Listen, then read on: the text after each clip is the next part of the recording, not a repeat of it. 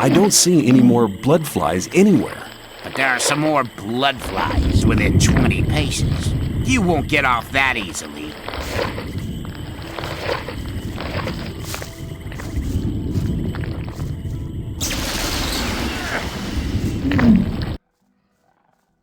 With the Gothic remake set to launch later this year, it is a great time to play through the original game.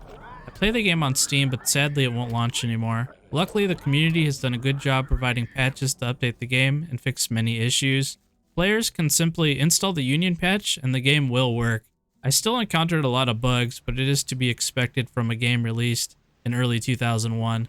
The game was actually a lot better than I thought it would be. The story, environment, and ruthlessness of the world are three pillars that hold the game together even today. I'll be taking you along with me on my adventure, so let's get started.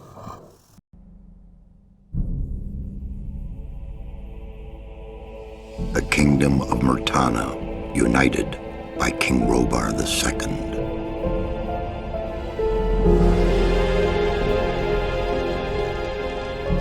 During the long years of his reign, he was able to defeat all foes of his realm. All except one.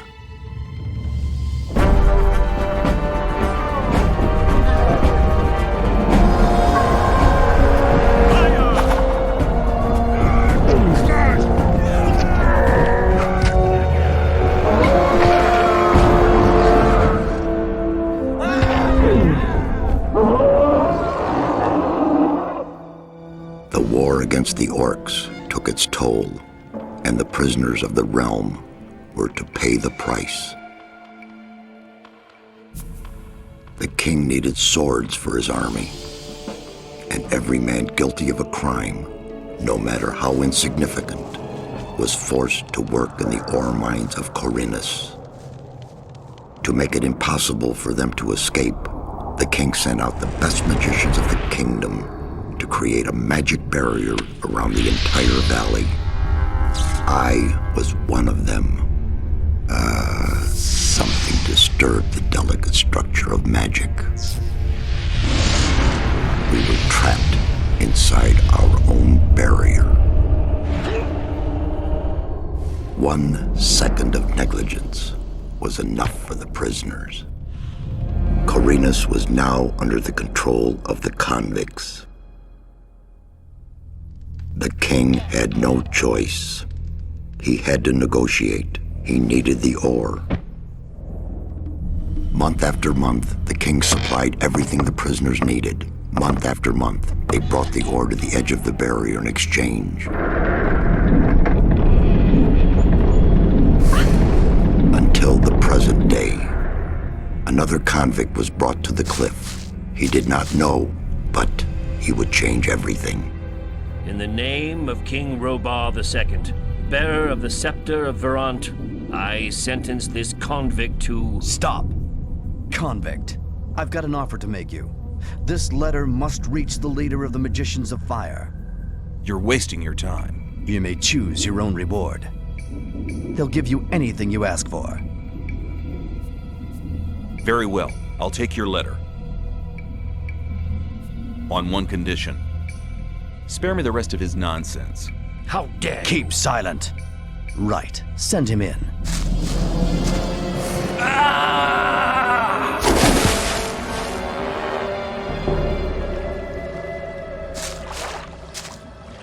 Welcome to the colony. After getting punched in the face, Diego, a guard from the old camp, meets you and answers any questions you might have. Diego explains that there are 3 camps and that you'll have to join one. He suggested that I join the old camp because it is the oldest and largest camp. Also, the mages of the Circle of Fire are located in the old camp. So this seemed like a good idea because I need to access the mages in order to deliver the letter. Once Diego leaves, the player is free to roam the open world. The first order of business is to learn the hotkeys. The hotkeys are brutal in this game. Luckily, I've played Gothic in the past and become comfortable with the controls. Looking around the starting area, I found a beer. This is a good find because many NPCs will offer you services or open extra dialogue if you give them a beer. Diego said I could find a weapon down the road by an old mine, so that is where I'm headed next. I kill the meat bugs for a cooking quest later in the old camp. Not far off, I find my first weapon, a pickaxe. I use this to kill the mole rat and take the rusty sword that is on the ground. Finally, my first real weapon. Continuing down the mountain, I scavenge for loot and get a sense of danger as I fight off some juvenile scavengers. They aren't very strong, but if you mistime your attacks, they can easily kill you. Getting to the bottom, I was greeted by 2 mercenaries that told me about the new camp and offered to teach me how to skin animals.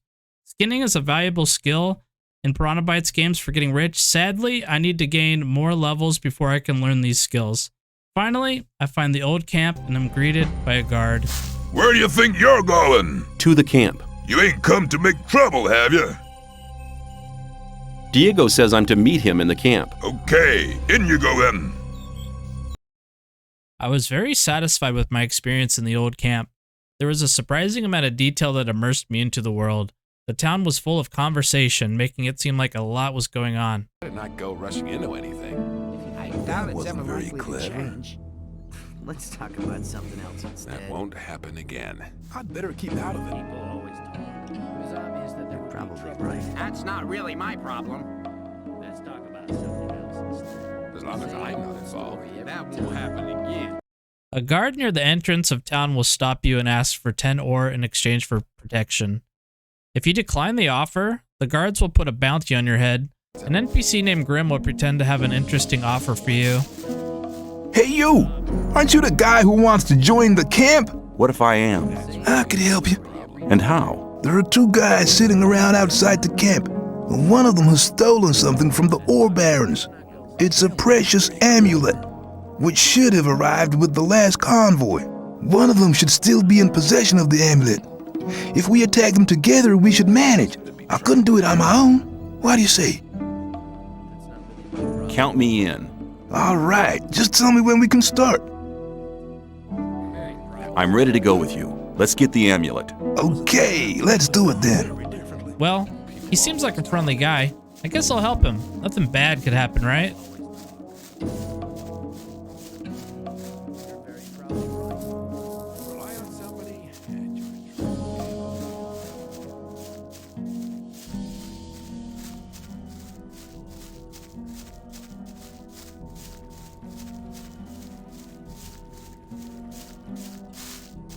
So, here we are, far away from your friend Diego. We're to send you regards from Bloodwind.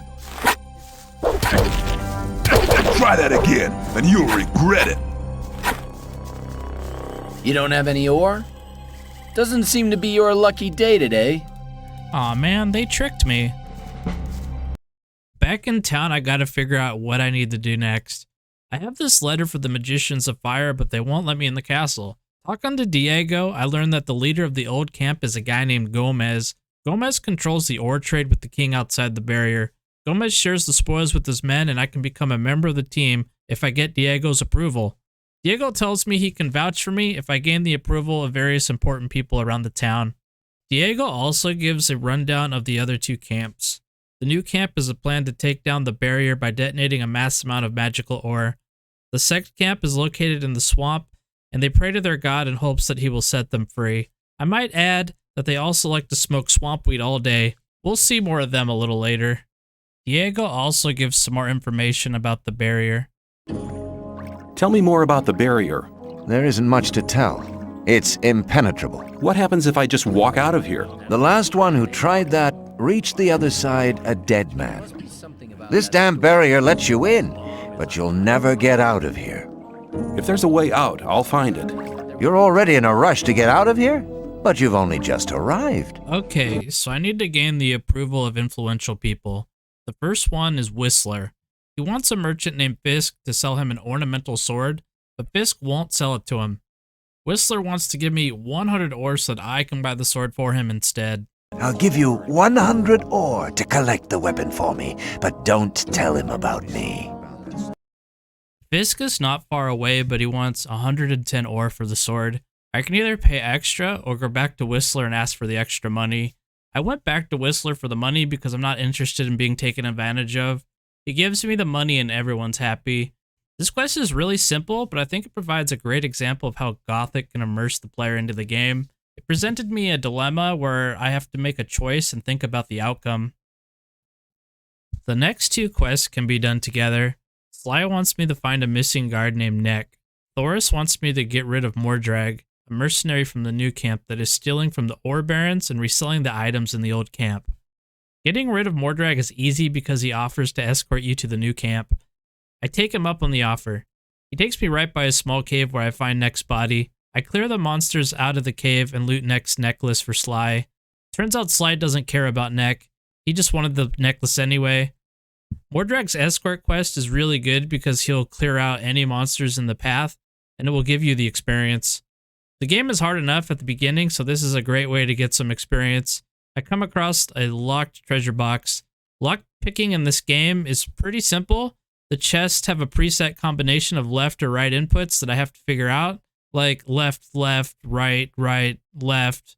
And inside the box, I loot each item one at a time because I did not know until later that you can just hold shift and it'll transfer the items in stacks of 100 instead of 1.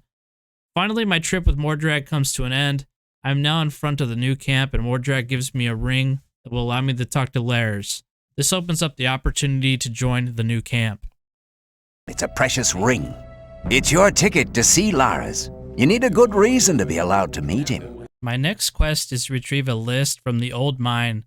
This is right next to the new camp, so I decided to head there before going back. I got this quest earlier from Diego, and he expressed the importance of the new camp not getting the list. What's the test of faith? You have to go to the old mine. There you'll meet a guy called Ian. He'll give you a list. This list is important. It contains all the items the guys in the mine need from us. They'll get the stuff with the next convoy. No problem.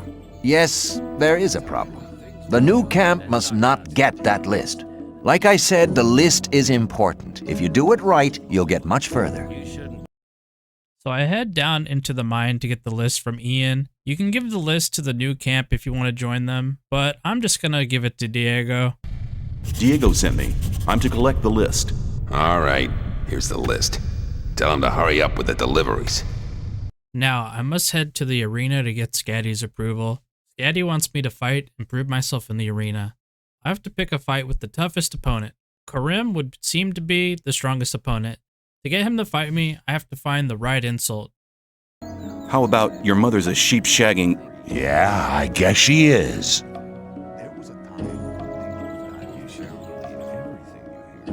Let's think about it. No, there's nothing I can think of you'd actually understand. Maybe you should give it a try. You're only here to get a chance to kiss Gomez's ass. What? You worm. You know nothing about us. The new camp is independent from all that shit. And apart from that, there's only one reason why I'm here, so I can beat the brains out of smartasses like you. It'll be my pleasure to do the same to you. Your destiny is awaiting you in the arena.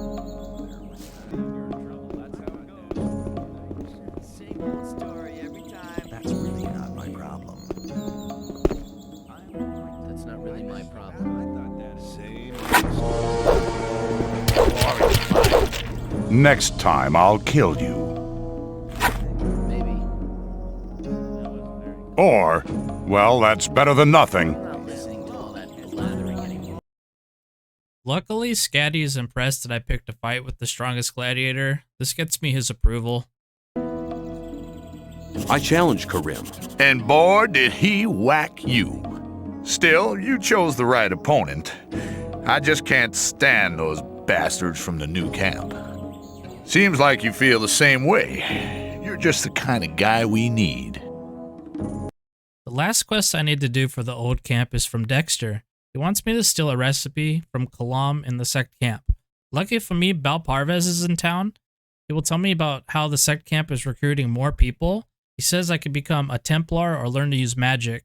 He offers to escort me to the sect camp and I accept. Once again, I will gain experience when he fights monsters. Finally, we arrive at the swamp camp. I need to steal Kalam's recipe for Dexter. This is one of the times the day-night cycle is used. Kalam's guard shouldn't be watching his chest if I sneak after dark. So I will sleep until midnight before trying to steal from Kalam. One amazing thing Gothic lets you do is steal from the blacksmith. You can just pick the lock in front of everyone and no one cares. The box contains a massive amount of raw smithing materials. You can turn these into crude swords by interacting with the furnace, anvil, water, and then the grindstone. You should have around 30 crude swords that have a value of 100 each. I shouldn't need to worry about money for a long time.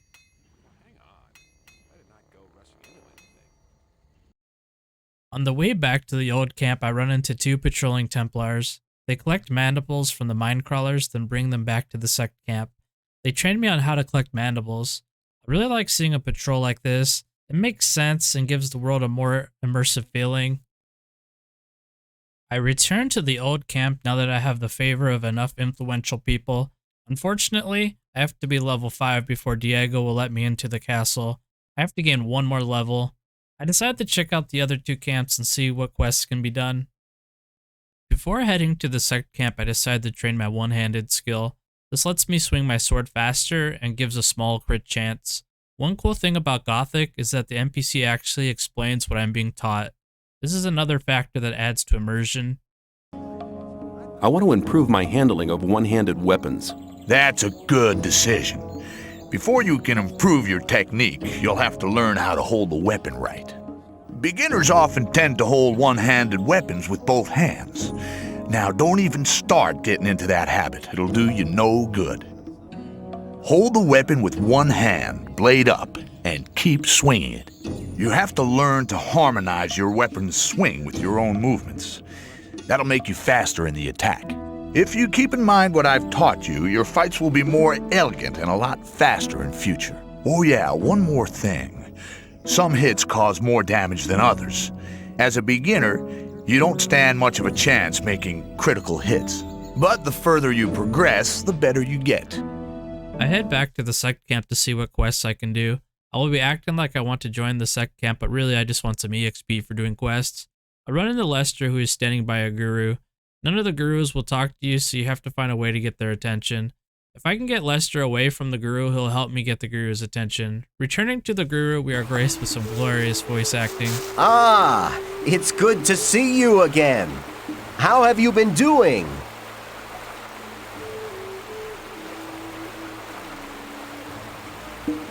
I have renounced the old gods. Really? What made you do that? I had a vision. The Sleeper talked to me.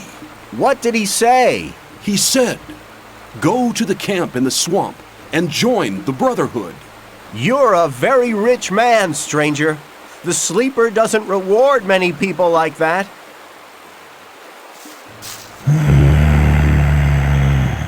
The Sleeper has chosen you. Do you really want to join us? Yes, I wish to follow the Sleeper. Go to Kor Kalom. Tell him I sent you because you are a true supporter of the faith. Okay, on to the next guru. To get the next guru's attention, I have to help Gorham. Gorham has been working for 2 days without a single break. I volunteered to find the replacement and bring him back. I find Harlock smoking swamp weed under Kalam's hut. I can't seem to convince him to go work his shift. I decide to use violence to solve this problem, and it works. Returning to Gorham, the guru will take notice of my great deed. The guru will send me on a mission to gather the swamp weed harvest from the workers and deliver it to Kor Kalam's alchemy lab. I head deeper into the swamp and find Balor, one of the harvesters. He gives me his half of the swamp weed and informs me the other half is with the other group of harvesters on the other side of the swamp. I can also get the name of someone in the new camp who will buy the swamp weed if I wanted some extra cash. I get the name because this opens up a good vendor I can sell stuff to later. Now I have to cross the swamp full of sharks and wasp fly things to get to the other side. I finally make it to the other group of harvesters and talk to Viren. He won't give me the harvest unless I prove myself by clearing out the blood flies in the near area. A swamp shark politely waits for me to finish my conversation. I run for my life until it deaggroes and resets position.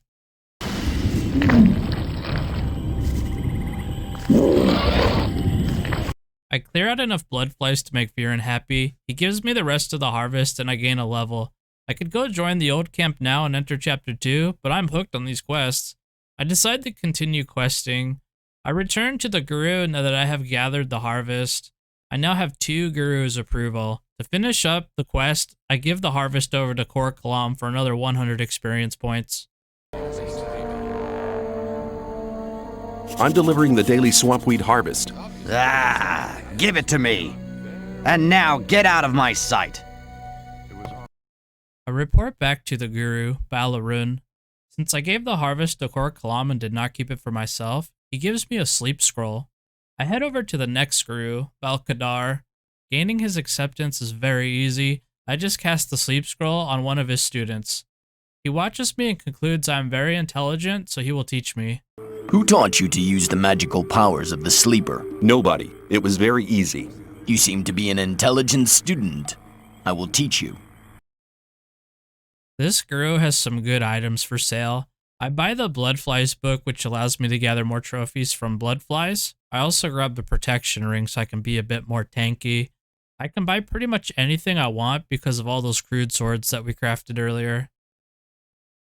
There are 2 bows left in the sect camp, but I have to go to the other camps to finish their quests. I decide it's time to go to the new camp to check it out and finish up the remaining quests. I find Bel Kagan deep inside the new camp. He explains the situation. What are you doing here? Originally, I was sent here to convince people to join our brotherhood, but these barbarians are not interested in spiritual enlightenment. Therefore, I'm restricted to selling swampweed, and that is a popular occupation here. Too popular. I can hardly deliver as much as they want to have. Why don't they send an extra man here? Bala Sidro was meant to help me, but he just spends all day in the bar on the lake and trades his weed for rice schnapps. He's addicted to the spirit. I fear I cannot expect any help from him. I could help you sell your weed to the people. I can only entrust such a large amount of weed to members of the Brotherhood. But you could help me give out gifts. Not everybody has tasted my goods yet. As soon as they've tried the weed, they'll want more, which means I can sell more. I thought you could hardly manage to do your tasks now. Bala Sidro will be taken care of soon. I've already sent a message to Kor Kalam. I agree to hand out the swampweed. While handing out swampweed, I run into Buster, an NPC that will train me in acrobatics. This is a great way to move faster throughout the world. I highly suggest picking it up. After handing out the final swampweed, I return to Bel Kagan. I get to choose my reward. I ask him to help me join the sect camp. He gives me a special type of swampweed that I can give to Baltaion back in the sect camp. The only way to get Baltaion to speak to you is if you offer him the special swampweed. He smokes it and it causes him to pass out. He claims to have had a vision about you. Because of this, I gain his approval.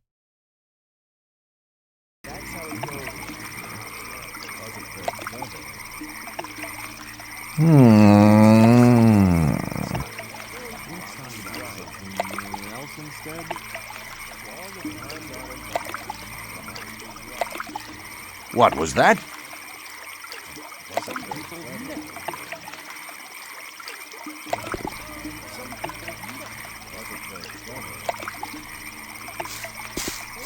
In the name of the sleeper, I've had a vision. It was incredible. I saw that we would win a new brother. One who was not like those who came before him. He was doing something to us. There was a sword in his hand, and he was descending a wide flight of stairs. Then the vision ended. He looked very much like you. Who are you? What do you want? I'm just a modest servant of the Sleeper. Go to Kor Kalom. He'll take care of you. Back in the new camp, Lairs has a quest that I can do.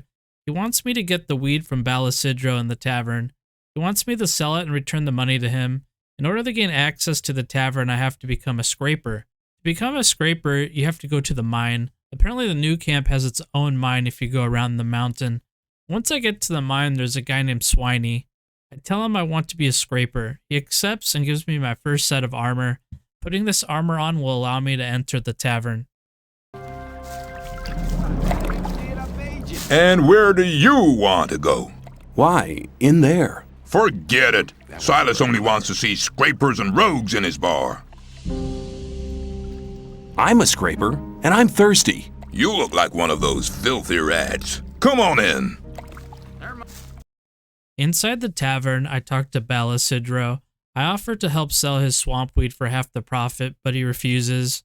I give him a beer and tell him that Bal Kagan plans to have him replaced. He gets scared and agrees to give me his swamp weed for half the profit. Now, if you remember earlier, I got the name of someone in the new camp who will buy the swamp weed. It's the guy over here, Cypher. He'll take the entire load of swamp weed off of you. Now, this is the part where you can make a fun decision. Do you want to give half of the profit to Isidro or just take the money back to Lairs? I chose to give half the profit to Isidro because I'll get a good chunk of experience. I have nearly infinite money anyway because of those swords we crafted earlier. Finally, I head over to Lairs and give him the 400 ore. He rewards me with experience. Now it is time to do the last quest for the sect camp. Bal Tondrel will give you his approval if you recruit someone to the sect camp. There happens to be a guy named Melvin who moved from the old camp to the sect camp. He tells me that he has a friend in the old camp that might want to swap camps. Back in the old camp, I run into Dusty. He wants to leave, but the guards won't let him unless he pays 100 ore. I tell him I'll pay him 100 ore and escort him to the sect camp. He comes with me and the guards are happy to accept my 100 ore. Stop! Where you think you're going with our friend? We're just going for a stroll. Here's 100 ore. Why, I never saw anything. I finish escorting him to Bal Tondrel. He accepts Dusty and gives me 500 experience. I should be able to join the old camp now since I am level 7. Diego and Thoris let me into the castle now that I have achieved a level greater than 5. I can finally give this letter to the Magicians of Fire. I find Milton in the courtyard and give him the letter. He says it is addressed to Zardis and tells me about him. Zardis left the Magicians of Fire to pursue black magic and is trying to find a way to remove the barrier. Milton thanks me and I get to choose a reward for delivering the letter. I take the +5 maximum mana buff since it's a permanent buff. Finally, it is time to join the old camp. I have to talk to Gomez, but if you say the wrong thing, he will murder you. Now that could prove useful. Who are you in contact with?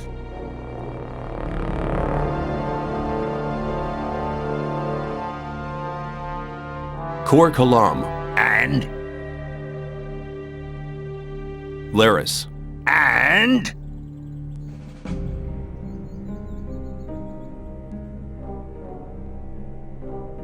A few of the Bals in the Brotherhood's camp. And? Iberian. Iberian doesn't waste his time on guys like you.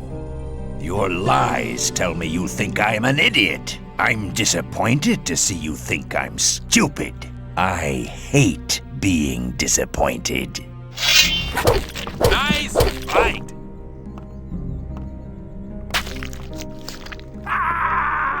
You have to watch what you tell people. After selecting the right dialogue, Gomez accepts me as a shadow in the old camp. I talk to Raven and get my shadow armor. He tells me Diego can sell me better armor and Skip will sell me weapons. I'm given a quest to spy on the sect camp. On my way out of the castle, I attack Syra and chase her around the camp. She apparently has damage immunity and for some reason no one seems to care. Ah, fight!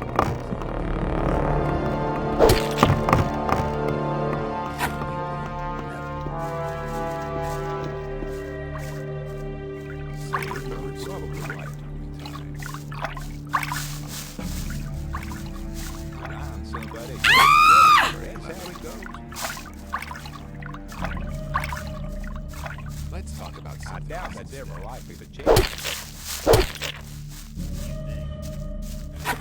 I head over to the sect camp. Lester tells me they have a plan and I need to talk to Iberian, their leader. After the conversation, Chapter 2 will begin, The Mind Crawler's Nest. I'm glad you're here. I have news for you. Good news, I hope. Our Brotherhood's planning a really big thing. What are you planning? To break out? The Gurus are trying to contact the Sleeper, but they need something to unite their powers. Oh, and? They need a magical object. A focus. What's that got to do with me? Talk to Iberian. He's the most powerful man around here. This is the opportunity to attain his favor. Where do I find him? Go to the temple. He rarely leaves it. Probably he feels closer to the Sleeper in those cold ruins. May the Sleeper protect you. I head over to Iberian, the leader of the sect camp. He explains to me that he needs a magical focus. He sent the novice Nyrus to get it, but he has not returned. He gives me a map showing me the location of where I should go. Not far away, I find Nyrus. He has already taken the focus and has gone mad. I have to listen to some cringe voice acting, then take the focus from him using violence. Scram! You have no business to be here. I'm searching for the focus. Unfortunately, you're too late for that. I've already found it. And I'm keeping it for myself. The Sleeper talked to me last night and made me his only tool. Now I'll only serve the Sleeper. No more Templars or Gurus. Only me alone. Die!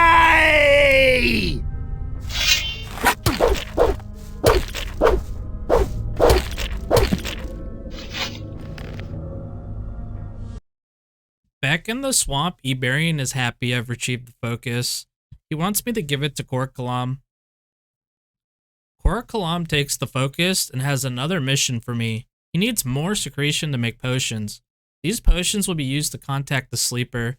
The secretion can be harvested from Minecrawler mandibles, but Kalam doesn't think the secretion is enough. He sends me to the old mine to investigate and see if I can find a solution. Before heading to the old mine, I head over to Diego. The mine is a dangerous place, so I want to be prepared. I train all of my skills into strength so I can better do damage. Heading over to the old mine, I kill all the monsters on the way. With the shadow armor and tons of strength, I can efficiently farm monsters in the world. Inside the mine, I talk to Ian. I ask him if he can show me the nest of the mine crawlers. He's too busy and won't tell me until I find him a gear wheel somewhere in the mine. I'll have to find it and return later. There must be a nest of mine crawlers somewhere here. There are probably dozens of nests here. Listen, I need to get to this nest now. I don't have time to see to it now. Our masher doesn't work anymore. The gear wheel broke a few hours ago. I've no idea where to get a new one. Just get me a gear wheel, then I'll see to your problem. Searching the mine, I run into some mine crawlers. They're pretty tough, but I'm well prepared. With high strength and shadow armor, they can be dealt with. I find the room with the gear wheel. There is a small problem. 3 mine crawlers are guarding it. I have to figure out how to get past them. I tried to jump down and fight, but there are too many of them. Eventually, I notice that I can run around the backside and drop down unnoticed. I can fight the mine crawlers at a better vantage here. With the mine crawlers defeated, I can pick up the gear wheel and return to Ian. Ian is happy to get the gear wheel. He gives me approval to open a gate at the bottom of the mine that will lead to the minecrawler nest. For Gomez!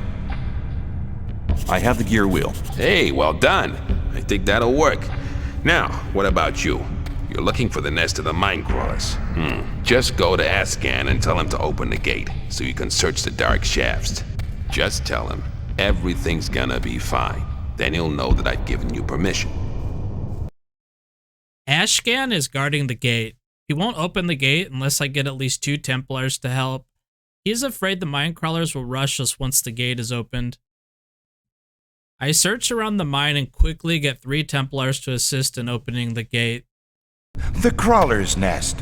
Finally, my sword is at your service. With the Templars ready, I open the gate. For Gomez. All preparations have been made. The gate can now be opened. Okay then. Open the shaft now. Let the show begin. Let me pass.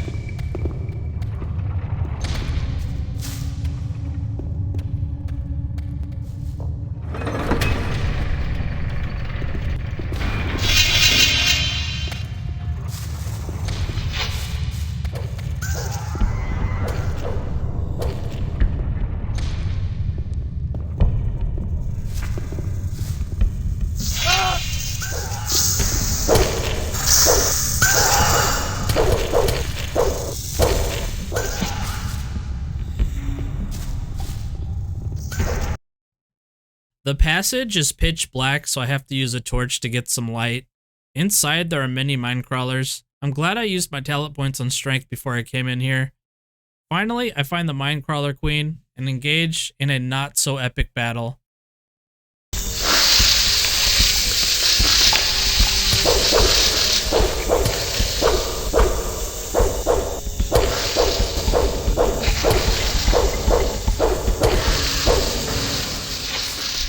After defeating the queen, I take her eggs. This is what Kor Kalam was after.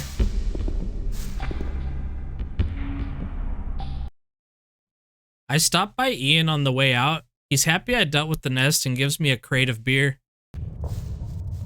For Gomez! I found the nest. Then we'll finally have peace and quiet here again. No offense. Good work, boy. Here, take this crate of beer for your efforts. Clearing out the queen will open up the rank of guard in the old camp. The rank is gated by a level of 10, so I'll have to level up more. I decided to fight some monsters in the nearby forest to gain some experience. I eventually run into a shadow beast. It's best to leave this one alone until later in the game, but I was curious. I hit level 10 and head back to Thoris to become a guard. I pick up my new armor from Stone. I'm starting to feel pretty strong now. Back in the sect camp, I give the minecrawler eggs to Kor Kalam. He informs me that he can't use the focus without more information. There happens to be an almanac in a goblin cave that has this information. Of course, it's my job to go retrieve the almanac.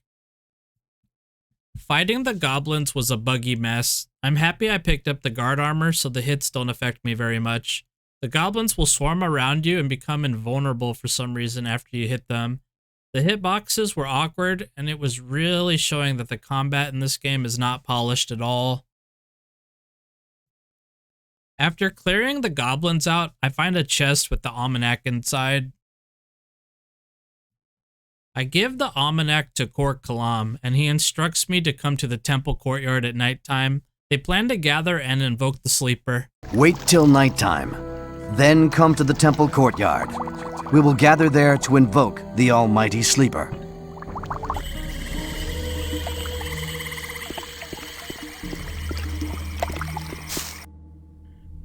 The long time of waiting is now over.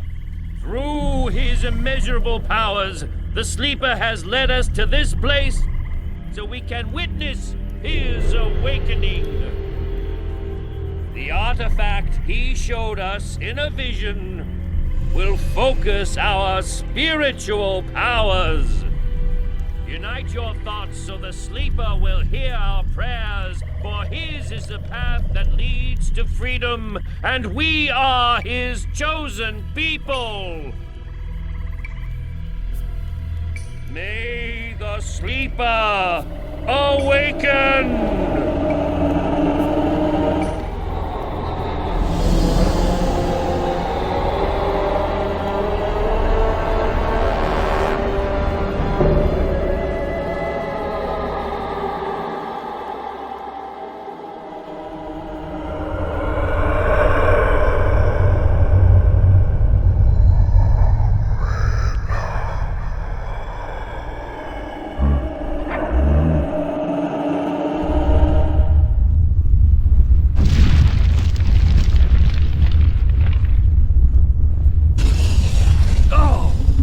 Master, what has happened? Yes, Master. What has happened? What have you seen? He wanted to show us the way to freedom. Yes, what about it? Was it the path to freedom? Silence! It is obvious. The path to freedom leads through the orcs. The Sleeper has shown us a place. We must find it. Not far from here, there is an entry to an orc cave. We'll start searching there. The Sleeper will be with us. What does that mean? Shall we fight these monsters? I'll go with the Templars. You novices shall pray for us.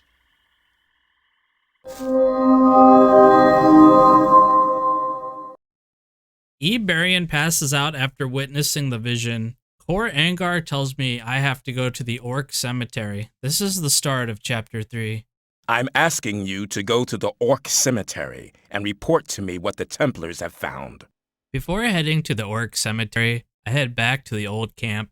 Whenever a new chapter starts, it's a good idea to check the armor and weapon vendors. Stone will sell me a guard's armor for 1,650 ore. This will help a lot for getting through this chapter. I also stop by Skip, the weapon vendor. I get the best weapon he has for sale. The main reason I want to get the highest damage weapon is to mug an NPC named Scar. In Gothic, the best weapons tend to come from beating up certain NPCs and taking their stuff. Scar will be a tough fight at this point in the game, but I have invested all of my talent points into strength and just bought the best sword the vendor had for sale. I pick a fight with Scar, and it turns out I'm strong enough to defeat him. For some reason, nobody seems to care that I just beat him up. I pick up his sword and take anything of value that he has. I now have the best one-handed sword in the game. I also consider this the best weapon in the game as well. Two-handers will do more damage, but they're a bit slow and clunky to use. Now that I have the best sword in the game, I head over to the Shadow Beast to try it out. It only takes 3 hits and the beast is defeated. I'm incredibly overpowered now and the rest of the game should be pretty easy. It's time to start the first quest of the chapter. I head over to the Orc Cemetery. There are a few orcs outside. I make quick work of them with Scar's overpowered sword. I head inside, and as I suspect, I will be fighting my way through many orcs. The cemetery is a dark, cave-like place with crevices in the walls that have mummies. The mummies are supposed to have a lot of loot inside. They're like treasure chests full of potions. Sadly, the game is buggy and it won't allow me to jump on the ledge to loot. I'll just have to move on for now. I'm supposed to meet up with a group of Templars down here. I run into a dead Templar body. I'm assuming things didn't work out so well for them. The place is full of orcs. I'm really happy I upgraded my armor and sword before coming in here.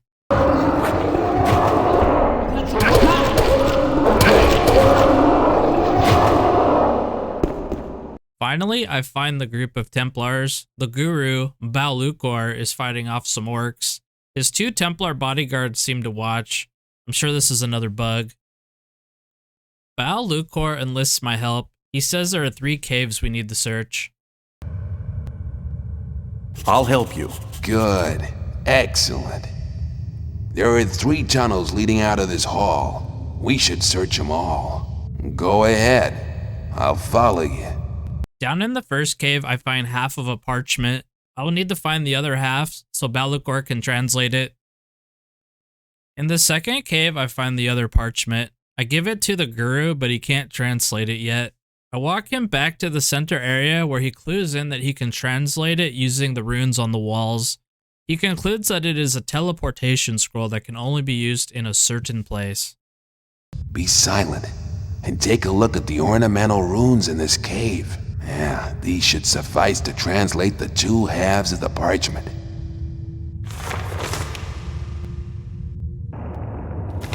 I have it. It's a teleportation spell. It seems that it can only unfold its powers in a certain place. Strange. In the final cave, we notice this area is the same area that was in the vision. We're getting close to our destination. The guru finds a wall where I can use the teleportation scroll. Behind this wall. That must be it. My magic powers are still very weak. Use the Orcish teleportation spell here, in front of this wall.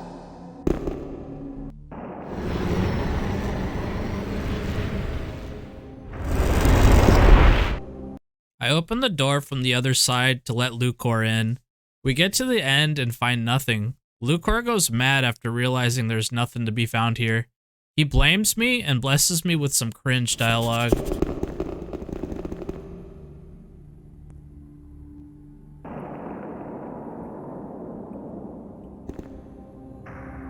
No! Master, speak to me! Sleeper, reveal yourself! No! That was it. Now he's gone completely crazy. This is all your fault. Your unholy presence has enraged the almighty Sleeper. Now I shall have to suffer for your sacrilegious behavior. I need to make a sacrifice for the Master. A human sacrifice! Then he'll be sure to enlighten me and make me his servant. Die, infidel!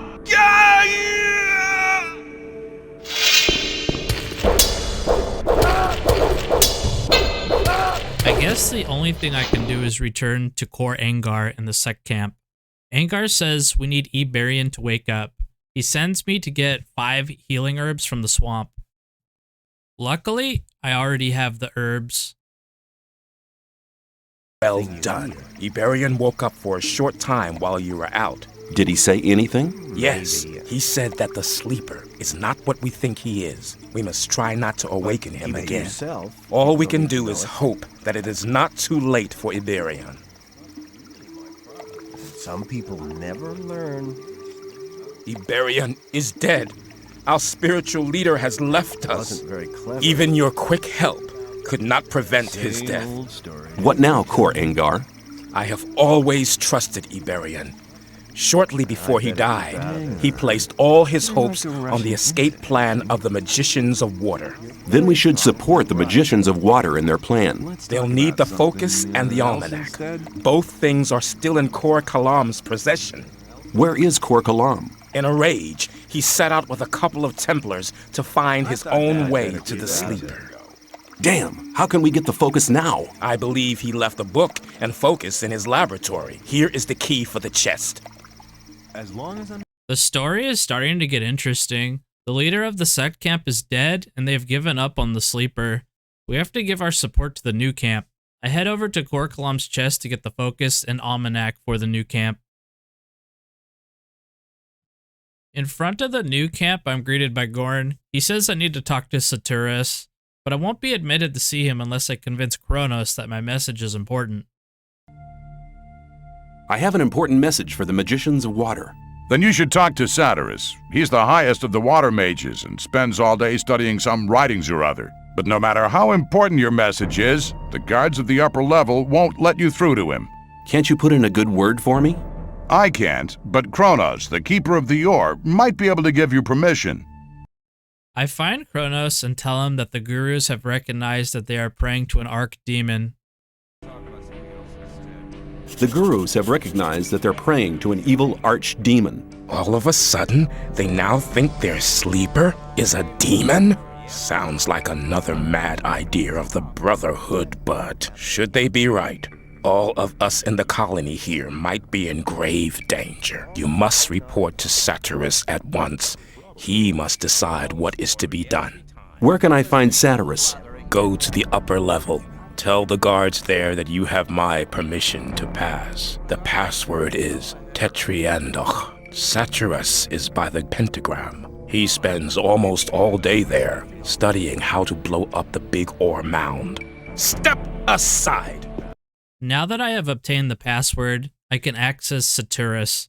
The conversation we're about to have explains some major story points about Kor Kalam and the barrier. I have important news from the Brotherhood's camp. If Kronos gave you permission to visit me, it must be important news indeed. Iberian is dead. He died during the ritual invocation of the Sleeper. Iberian dead? That's bad news. Very bad news indeed. Who's leading the Brotherhood now? That power-hungry and deceitful Kor Kalam? No, Kalam has turned his back on the Brotherhood. He's taken some Templars with him. Nobody knows where they've gone. Why is that? He was in second place after Yuburion. Certain events have convinced the gurus that their way is the wrong one. Their god seems to be an evil archdemon. One of the gurus nearly killed me under the influence of the sleeper, although I had saved his life just briefly beforehand. Kor Kalam was the only guru who didn't want to admit the true nature of the hellish creature. That's why he's left the camp in the swamp. I see. Well, at least we're lucky in this regard. Kor Angar is a good man. He's tough, but honest. If anybody could prevent the Brotherhood from falling apart after this spiritual catastrophe, he can. I have this almanac. Iberion used it to charge the focus. Very good. We need the knowledge contained in this book to charge the 5 original focus stones. I'll take the almanac. I have this focus. You're holding the key that can unlock all our bonds. It's one of the 5 focus stones which were used to create the magic barrier. And with the help of the very same focusing power of these stones, we'll tear down the Great Wall of Energy. But won't that use up an awful lot of power? True. But in all these years, we've untiringly collected ore, instead of trading it for luxuries with our jailers. As you must know, each ore nugget contains a certain amount of magic power. With the aid of the energy thus amassed in the ore mound, we'll be able to destroy the magic barrier. Sounds dangerous. The explosion will be merely of a magical nature. It will only destroy everything that's been modified by the magic inside the barrier. There is no danger to us human beings. Here, take the focus. I hope it really will be of some use to your plans with the ore mound. What are you going to do with the focus and the almanac now? Nothing. We need the 4 remaining focus stones first. Unfortunately, we don't have any of these 4 magic stones. I'm willing to find the 4 remaining focus stones for you. After all, I'm quite keen on getting out of here sometime myself. I must warn you, searching for them will prove as difficult as it will be dangerous. Since conflict with the old camp is getting worse every day, I cannot give you any mercenary either. You'll be totally on your own. Well, that's nothing unusual for me. I'll find a way to organize these things. Your confidence does you credit, but you'll need some items to assist you. Take this map here. It's old, but on it you'll see the original locations of the focus stones when the barrier was created. Also, this spell scroll will enable you to travel back to our camp faster. Finally, you need to speak to Riordian. He brews the potions for the camp. You'll find him in his hut, here, on the upper level. May you return in one piece. Now, my task is to find the 4 focus stones and return them to Saturas. Luckily, he gave me a map.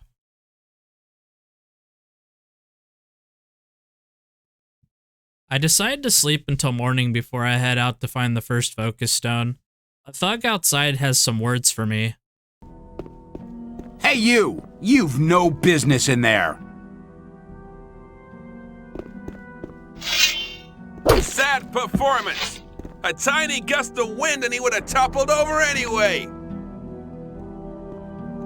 Now that I've shown him who's the boss, I head to the first focus. The path up the mountain is very dangerous and I have to fight off many beasts. Finally, near the top, I run into Milton, one of the magicians of fire from the old camp. He's looking for an orc talisman that is down in a nearby tomb. It just happens that the focus I need is also in the tomb. Milton explains that there is a curse on the tomb, that the first person to enter it will become doomed to an existence as a restless undead.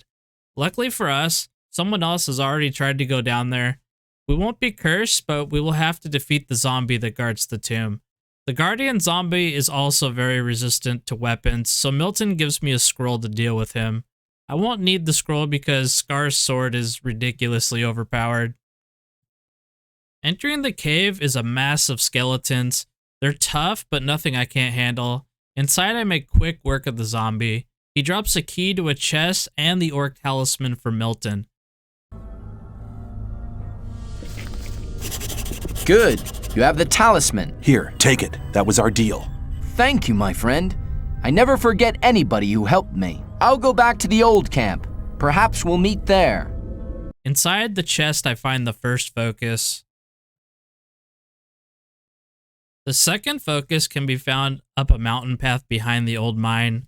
I find Diego on the path. He needs help dealing with a troll. We fight together to clear out a large group of goblins and the troll.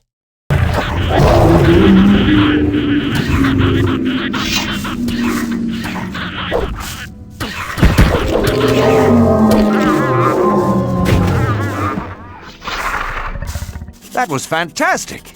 You're really good. And now, go get the focus.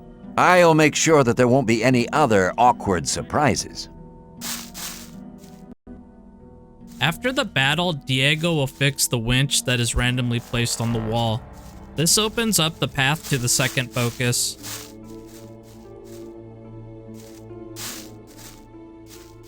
The winch seems to be jammed. Let me see. Maybe I can fix it. Well, it ought to work now.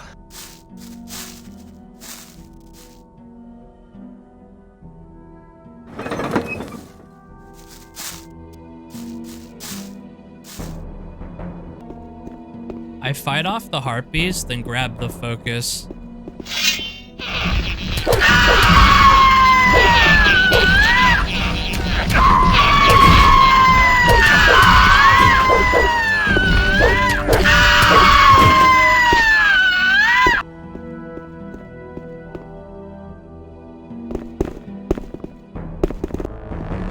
Diego congratulates me on finding the focus and informs me that he will return to the old camp. Hey, you found the focus! Very good! I think it's time for me to stop by at the old camp again. Good luck. Make sure you stay alive. We'll meet again. On the way to the third focus, I run into Gorn. He's trying to get into an ancient monastery to look for treasure. He says the monks used to worship a god who gave them the power to turn into animals. Before we head into the monastery, Gorn wants to clear out the nearby canyon. That's what I call luck. Apparently, this used to be a storage cave. Why don't you take the lead now? I just wanted to make sure that we won't be surprised on our return trip. At the end of the canyon, I find a chest with some meat bug scrolls inside. Heading up to the monastery, we have to fight through many snappers.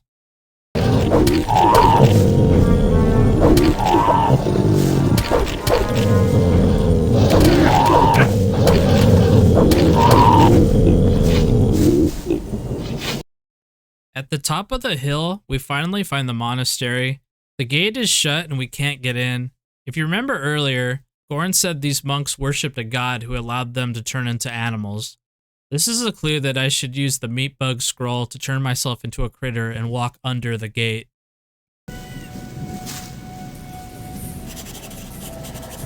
This damn gate? They say nobody in the colony has ever been able to open it. The little beasts over there seem to be the only ones who have managed to get into the inner yard.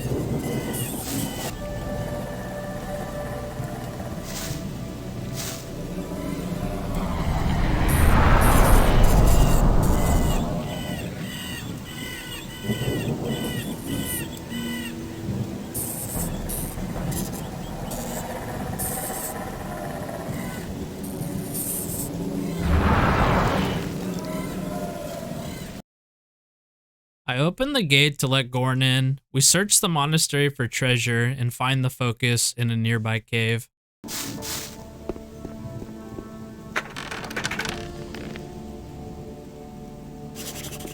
So you found your magic artifact? Yeah, I have to take the focus to the Magicians of Water. They need it. I'll accompany you for a while. Taking the focus spawns a small troll outside. I defeat it easily because it just stands there doing nothing.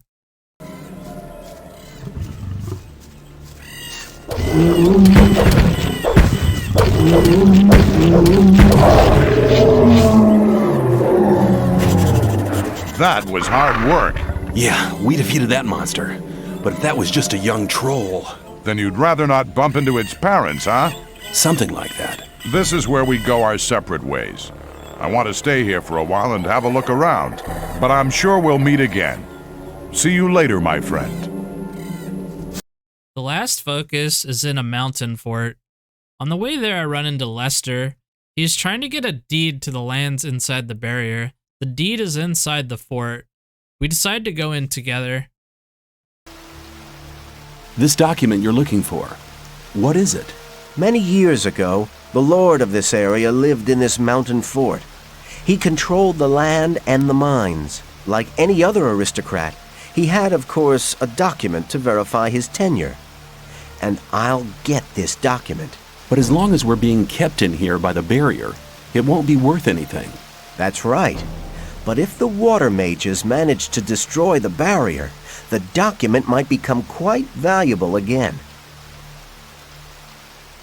We could have a look around the fort together. That's a good idea. You go first. I'll stay near you.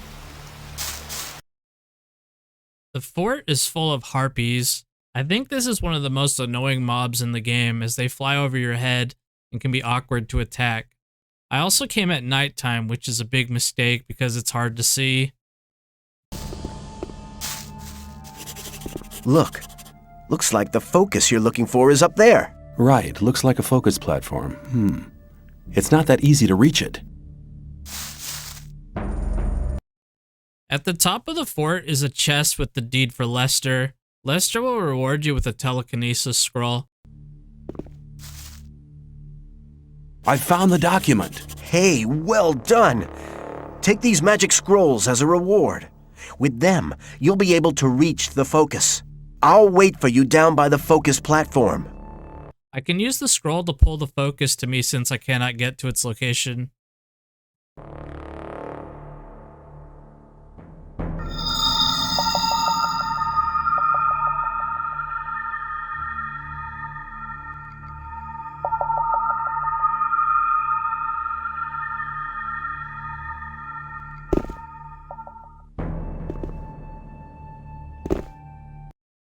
Now that I have all of the focus stones, I can turn them into Saturus. He thanks me and sends me on another mission. Can you blast the ore mound now? We now have all the artifacts we need to fulfill our plan.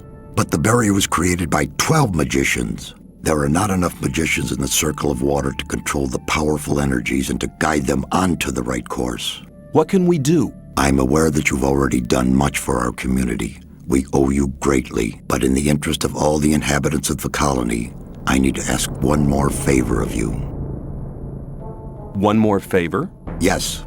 Go to the old camp and try to win some of the magicians of the Circle of Fire for our cause. Magicians of Fire? Why should they want to give up their easy life?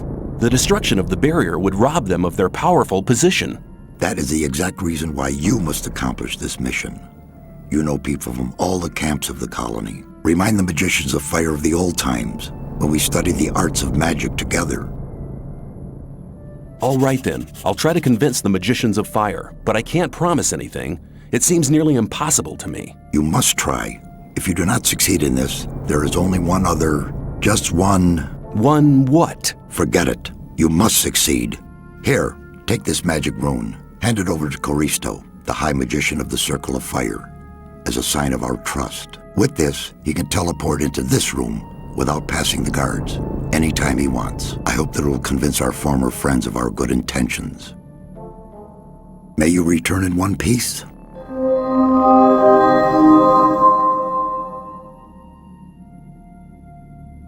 I head over to the old camp to gather the Magicians of Fire.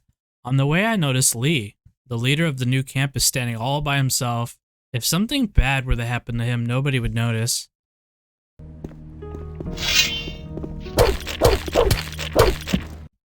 I loot his body and get a 105 damage two-handed axe. This is an awesome weapon, but I prefer my one-hander. Any future interactions with Lee will be awkward, but he'll still cooperate with me when the time comes. I make my way down to the old camp when the guards suddenly attack me.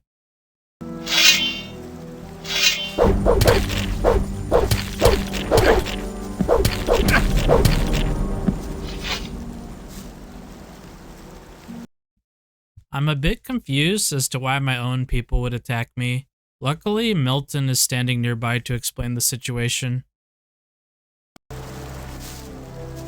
They are all dead,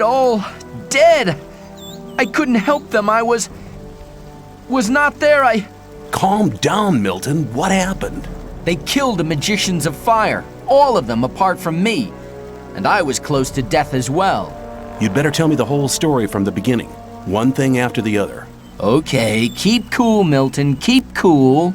It all started with the old mine caving in. The old mine caved in? Yes. It all happened very fast. Nobody in the mine made it out. The guards blocked the entrance to the mine. How could the mine cave in? I have no idea. Some of the diggers who were waiting in front of the entrance said something about a massive earthquake and a huge cloud of dust coming from the tunnel. Were you there? Yes, that's where I learned about the cave-in. What was that you said about the Magicians of Fire? I only know that they were killed by the ore barons shortly after the mine caved in. When I returned from our adventure under the Ring of Stone, the guards at the gate suddenly attacked me. They shouted words like traitor and collaborator at me. I had a very narrow escape. Why would the ore barons want to kill the magicians? It doesn't make sense. That's right. The guards just didn't give me any opportunity to ask. They drew their swords immediately. Perhaps Diego knows more. He was in the camp when things got worse. You should hide, far away from here. No. Diego and I agreed to keep an eye on the two gates and to warn our unsuspecting friends from the other camps. Please talk to Diego. Where can I find Diego? He's hiding on the other side of the old camp, near the back gate. Please talk to him. See you later. Disappointed by being betrayed, I decide to fight all of the guards at the front gate. Traitor? To think we let a thing like you join the guards. Blah! Hey, what are you talking about, Fletcher? You're in with that new camp scum, aren't you? Hold on. I guess you must have thought we wouldn't figure it out, huh? Ho! Hold your horses. No, you hold on! Hold on to your head, 'cause you're going to be missing it soon! Die, traitor!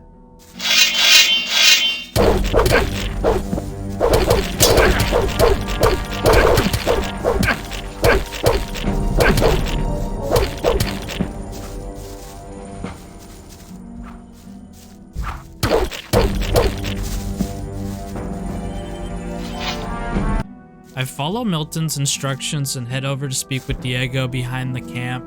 Diego reveals what has happened in the old camp. Hey, shh, be quiet. Hello, Diego. I've already talked to Milton on the other side of the camp. Okay, so you already know what happened. But did you also hear about the planned raid on the free mine? How could the old mine cave in? One of the diggers who survived it told us that they were digging, and they hit an underground river on the bottom level. When the water gushed into the mine, one of the supports broke, and the entire upper section collapsed. Only a handful of people managed to escape from the mine. Why are the fire mages dead? That's a long story. Just tell me about it. It's not the first long story I've had to listen to. Well then, luckily I was in the ore baron's house when they got the news that the mine had collapsed. Gomez was hopping mad when he heard about the accident, and he was afraid that his position could be at stake. Of course, who controls the ore controls the colony as well. That's right. Since he has no source of income anymore, the goods from the outside world won't come in anymore either. Nobody will work for him if he doesn't get another source of income soon. And that's the reason for the raid on the free mine? To be honest, that's Gomez's only chance to maintain his power. 2 hours ago, 24 guards set out for the free mine. That's mad. I need to warn the new camp. Then you must hurry up. They'll have almost reached the free mine. But they never get through the fortifications of the new camp. They don't need to get through them. A few months ago, they found a path that leads over the mountains and right to the free mine, and nobody else knows about it. I've seen the guards in front of the locked gates. Stay away from them. They'll attack anybody approaching the camp. They are afraid of somebody avenging the raid on the free mine. But what happened to the fire mages? Coristo and the other mages were the only people in the camp to remain rational. They forbade the raid and demanded a settlement with the 2 other camps. They forbade Gomez to raid the Free Mine? Well, yes. Coristo and the others shouldn't have been so self-confident. Gomez didn't trust them anymore and had them perfidiously assassinated. What are you and Milton going to do now? We'll stay here for a while to warn some more friends so they don't bump straight into the guards. But you could do us a favor. Consider it done. Tell me what you want. Look out for Lester and Gorn. They need to know what happened here. Tell them that the 4 of us will meet at the same place as always. If I see them before you do, I'll warn them and send them to your meeting point. Thanks, my friend. You really seem to be an all right guy. Go now. We'll meet again later. Hearing the bad news, I teleport back to the new camp to report my findings. I'm glad you returned. Something terrible has happened. Let me guess, the Free Mine has been assaulted by the guards from the old camp. Nobody saw them coming? Hang on. How? But of course. You found out about it in the old camp. Gorn arrived here just before you did. What could have caused Gomez to dare to take such an aggressive step? He should be aware that such a heinous act can only provoke war. The old mine collapsed after water seeped in. Collapsed? Of course. Then the whole thing makes sense. Gomez has his back to the wall. He's more dangerous than ever. Now that he doesn't have anything left to lose, he'll do anything. Gomez has had all of the Magicians of Fire killed. Had them killed? Why in Beliar's name would he do a thing like that? They were against the attack on the Free Mine and opposed Gomez. Then we're all doomed. Without the other 6 magicians, we'll never be able to control the concentrated power of the massive ore mound. But in spite of that, I thank you for passing this dangerous message on to me. I have been exiled from the old camp because I have helped you. You don't belong to the old camp any longer? Then I welcome you to our community.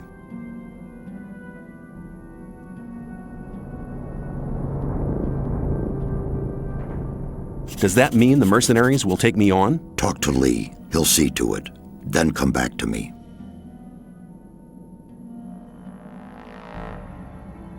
When you sent me to the Magicians of Fire, you mentioned there was somebody. Well, I had hoped we could make it without his help, but the way things are developing... Who is he? All right. Many, many years ago. Give me the shortened version, please. Be patient. Well, when we, the 12 magicians, created the barrier back then, our magic powers were directed and controlled by a 13th magician. A 13th magician? I thought there were only 12. Most people who did not experience the early days of the colony believe that. This 13th magician was our leader.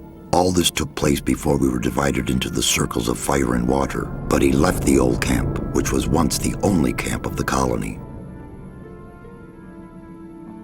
What is this 13th magician called? His name is Xardus. Hardly anybody remembers the old stories about him. The ones who do just call him the Necromancer. Why did he leave the old camp? He started to investigate the invocation of undead and magical creatures. Gomez was not the only one who began to worry. Most of the other magicians opposed him as well, and his unholy deeds. What happened then? Unlike Gomez, he was no butcher, so he avoided the conflict and left. Where is this magician today? He lives in seclusion, in his tower in the middle of the Orc land. That's just about the southernmost point of the colony. I'll make my way to Xardus and ask him for help. He's the only one that can help us now. If he knows no way out or doesn't want to help us, he will. There is one other problem. A problem? Yes. Over the years, we've tried to get in touch with Xardus several times, but it looks like he prefers to remain undisturbed. What does that mean? None of the messengers ever return from his tower. You'll have to find a way to get past his creatures. Looks like this is going to be interesting. How will I get past his creatures? If I knew that, I would tell you. I'd advise you to do some research in our library. Maybe you'll find something in the old books about the strengths and weaknesses of magically invoked creatures. I'll rummage through the library, and don't worry, I'll be back. May you return in one piece. Without the fire mages, Saturus cannot detonate the ore. We must seek out Zardus, the necromancer, for help. Before I find Zardus, I must prepare. I have been exiled from the old camp, but luckily I can join the Magicians of Water or the Mercenaries. I head over to Lee's quarters to join the Mercenaries. He still accepts me even though I beat him up and stole his axe earlier. I get the mercenary armor and set off on my adventure. The old camp has banned me. I'd like to join you. You've done much for our camp. I can make good use of men like you. Let's keep it short. Welcome to the new camp, mercenary. Here, take some armor. Good that you're here with us. On the way to Zardus' tower, I find Scorpio, a guard from the old camp. He disagrees with the actions of the old camp and offers to sell me items. I like this a lot. I think this adds a lot to the immersion of the game. Hey, no sweat, man. Come over here. You okay? I'm hiding away here. I don't care for the trash those guards are pulling off. But I've taken some pretty good stuff from the arsenal. If you need a weapon, just let me know. I fight off the guards protecting the path to the Orc lands. I'm about to enter a more dangerous area of the game. In this area, I fight off large packs of Orc dogs. With high enough armor, they don't hit very hard.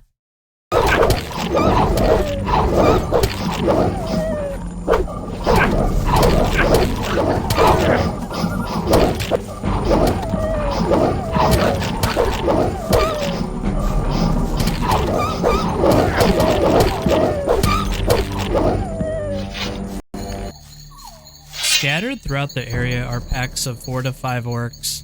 Nothing Scar's sword can't handle. I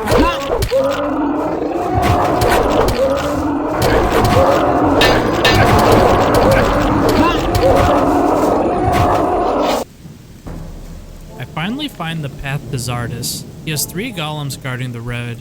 Each golem has a weakness that must be exploited to beat them. The stone golem requires a blunt weapon to do damage. I swap to a mace and take it out with ease.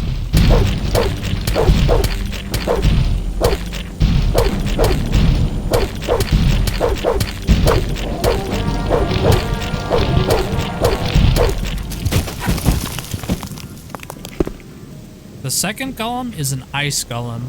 He is easily defeated using fire magic.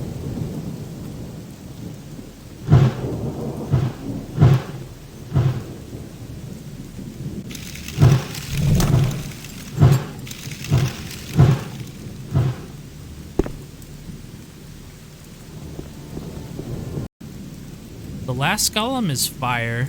I use ice spells to defeat him.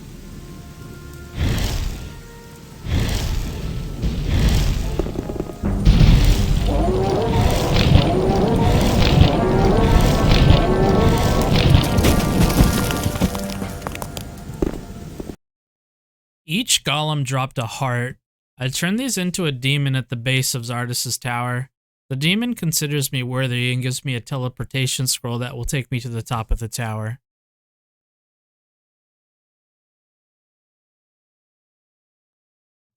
I find Zardus and he drops a lot of information on me. Who dares to disturb me in my studies? My name is... I don't wish to know your name. It's insignificant. All that matters is that you're the first person in years to have solved my golem's riddles. Have there been any other visitors? Not many. And when they began to annoy me, I confronted them with one of my supernatural creatures. You enjoy being on your own, don't you? I was sent by Saturus. We need your help. The Magicians of Water plan to use their big ore mound. The ore mound is not the solution. It isn't? No. All the Magicians of Fire are dead. Gomez had them assassinated. That does not surprise me. Those foolish barbarian butchers in the castle, especially Gomez, were never to be trusted. Caristo and the other magicians elected their own hangman when they helped Gomez to usurp the power. The so-called Sleeper is said to be an evil archdemon. That's what the Brotherhood in the swamp found out. Now the Magicians of Water believe that everybody in the colony is in great danger. There is a greater danger than anyone within the barrier could possibly imagine. If the explosion of the ore mound doesn't avert the great danger... Forget the ore mound. Its power won't open the barrier. If Callisto and Satyrus hadn't wasted their time fighting over foolish and vain issues throughout the past years, they'd all know what I know now. Which is? None of the 12 magicians ever stopped to wonder why the formation of the barrier got beyond their control, or why it assumed such gigantic proportions. Did you find out why that happened? Well, one thing is certain. The answer lies deep beneath the Orc Town. The Orc Town? Orcs are not animals, as many people think. Their culture is as old as the human culture. A few centuries ago, 5 Orc shaman invoked a very old archdemon, which they hoped would give their clan the power to defeat their enemies. This archdemon, was it the Sleeper? The Orcs gave him that name much later. But I won't tell you why they did it, or why they are now terrified by this supernatural creature. Why not? I believe you could be... No. To be really sure, you'll have to perform another task. Which task? Listen carefully. The Orcs have exiled one of their shamans from the town. Why have they exiled him? The dying Orc warrior was no longer able to answer that question when he was interrogated by one of my demons. What does this Orc shaman have to do with my task? He'll tell you the rest of the story about the Sleeper. An Orc shaman is hardly likely to be keen on talking to me. Do you want me to help you or do you not? Well, yes, but... Then never question my words again. Find the shaman. He's not on good terms with his brothers in the Orc Town, so he may listen to you before turning you into a living torch. Very comforting. Where is this exiled shaman? Go to the old citadel in the east. You can't miss it. It's on top of a high mountain, which can be seen from a distance. Can you just enter it? They call it the old citadel, but there's hardly anything left of it other than the foundation walls. It's been a ruin for many decades. I will get the answers from this shaman. My servant has already given you a teleportation rune for the pentagram 1 floor below. That will make it easier for you to get back here later. Apparently the new camp's plan to detonate the magical ore won't work. I have to trust Zardus and find a solution within the orcs. I head over to find the exiled orc shaman that Zardus spoke of. I find Urshak being attacked by other orcs. I help him out, then talk to him. He explains that 5 of the orcs built a subterranean temple underneath their city for Krushak. Krushak is the orcs' name for the Sleeper. The 5 orcs gave their hearts to Krushak. Turns out Krushak is evil and cursed the orcs who built the temple. The 5 orcs now live inside the temple. Urshak says they are both dead and alive. Their hearts give power to the Sleeper. The orcs from the city sealed off the temple and give sacrifices to the Sleeper. Urshak spoke out against the sacrifices because the Sleeper was clearly evil. This is why Urshak was exiled.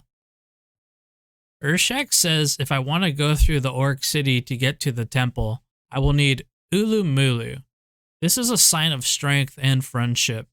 The orcs will not attack me as long as I have this equipped. He informs me that his friend can make it for me. His friend is an orc slave working in the New Camp mine. I report this information to Zardus.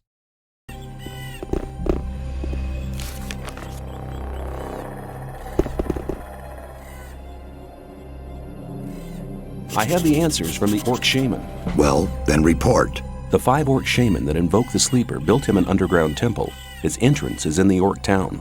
That's right. Ungrateful as he was, he tore out their hearts and condemned them and the workers to an eternal existence as undead creatures. Very good, very good. The orcs locked the temple and started making sacrifices to appease the demon. Have you found a way to enter the temple? Yes, there's an orc who... No details. Go to the underground temple. There you'll find the only way to destroy the barrier. I don't understand. Didn't you call on me to help with the destruction of the barrier? That's right, but... Then go. A lot of time has already been wasted. Go into the underground temple to find the answer. Now it is time to head to the New Camp mine and stop the old camp from invading. I'm also looking for the orc to make Ulu Mulu so that I can access the orc town. I find Gorn up the mountain. He says I have been tasked with clearing the invaders out of the mine. Gorn gives me the key to the mine and says that he will help me. You're just in time. We're preparing our counterattack. Taking back the free mine is the first step. You're planning to retake it with just 4 men? Where are all the mercenaries? A frontal attack is no good. Gomez's people are too well entrenched for that. But we could run a stealth mission, eliminating one man after another. That could work. Lee asked me to give you a message. As one of our best mercenaries, you have been chosen to carry out this mission. I'll go with you. Together we can make it. As I suspected, everyone outside the mine is dead. It's a good opportunity to loot some free items. I find Jackal and some guards at the entrance to the mine. I defeat them so I can go inside. Hey, look at that. It's the traitor that switched camps. You shouldn't have got involved with those losers. He'd still be one of us. You should have paid me when you still had the chance. You've gone too far. It was a dumb idea to attack the mine. Seems to have worked, though, and you ain't gonna change that, believe me. Hey guys, let's take him out.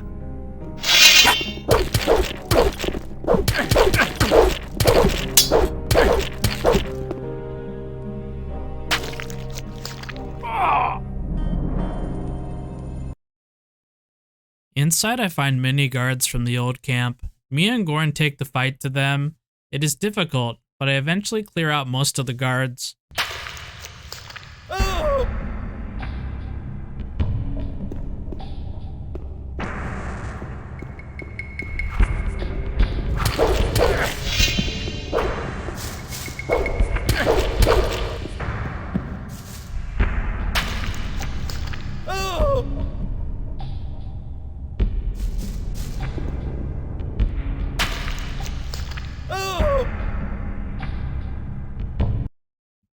There are also many Minecrawler warriors inside. I have to be careful.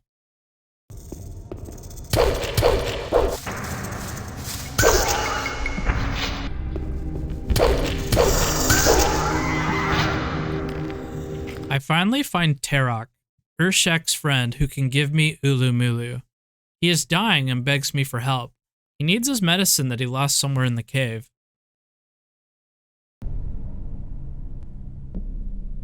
Terok need help. Terok hurt. What happened here?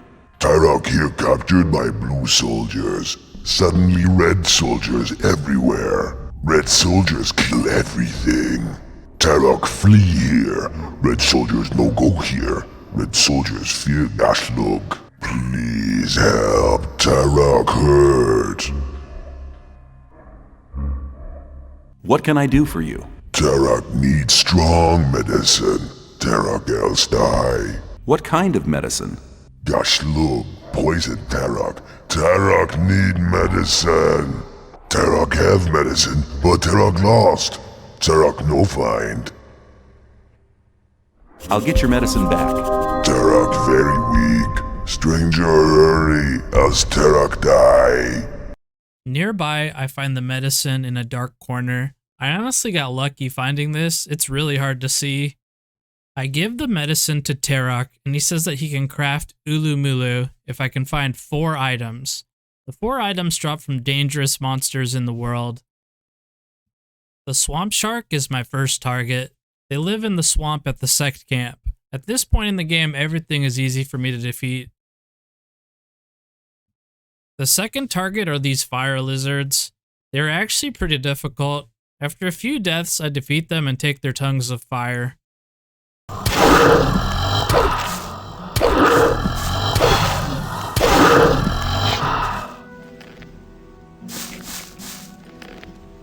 The third target is a shadow beast. I defeat it and take the horn of a shadow beast.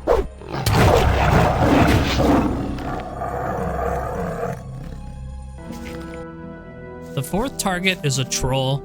Accepting the quest actually spawns these monsters in the world. So if I cleared the world out of monsters, this would still be here. As you can see, the troll I defeated earlier with Diego has returned. I usually defeat him and take his tusks.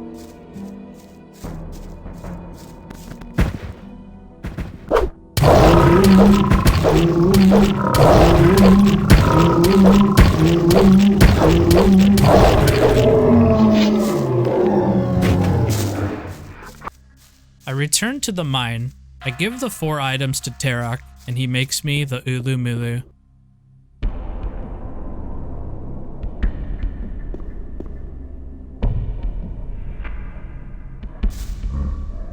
I have all 4 items for the Ulu Mulu. Stranger, strong warrior B. Give items. Terok make Ulu Mulu. Here, stranger wear Ulu Mulu and proud. Terok sleep now. Exiting the mine will start Chapter 5 after a small chat with Gorn. That's an interesting orc standard you have there. Is that from the former orc slave in the mine? It's an orcish symbol for friendship. I want to enter the orc town with it. I hope for your sake that the orcs will respect this thing. How's the situation? Everything's quiet. Nothing moving in the free mine. It can't be long now till Lee sends reinforcements up here. I'll just make myself at home until then. See you later.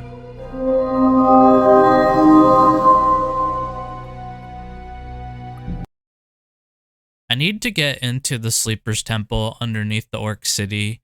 I equip Ulu Mulu and walk through the city. The orcs won't attack me as long as I have it equipped. I find a treasure box with an orc teleport scroll. I can use this to get inside the temple. I use the scroll to teleport to the other side of the gate. I am now able to enter the Sleeper's Temple. The temple is a dark, tomb-like area with limited lighting. You may have noticed I'm also trying out Lee's 105 damage axe. It hits pretty hard, but I'll eventually swap back to my one-handed sword. The temple is full of skeletons. There are also a few orcs. These might be the cursed workers that Urshak told me about earlier. My goal in here is to find and defeat the cursed shamans. Each of them drop a sword that must be used to progress through the temple. They are also used in the final battle against the Sleeper. Eventually, I have to enter these dark tunnels covered in cobwebs and defended by mine crawlers. It's actually kind of cool how they designed this area. It gives a really scary vibe.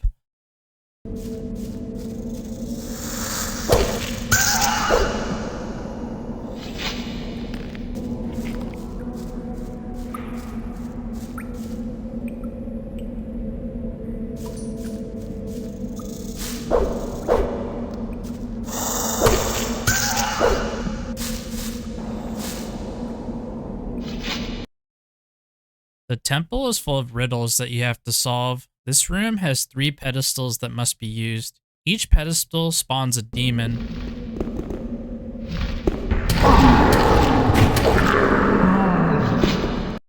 Successfully turning all of the pedestals spawns one of the cursed shamans. Each fight usually begins with some epic dialogue.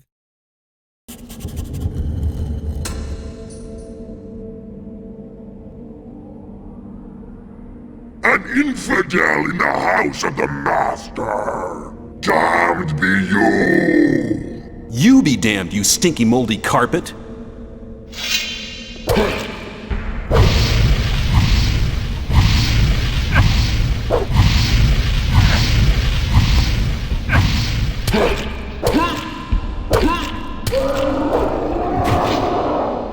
I take the sword and head off to the next shaman. I find a room with 2 switches. One opens the way to the next area. The other one locks the door and the ceiling slowly squishes you. Of course, I picked the wrong one.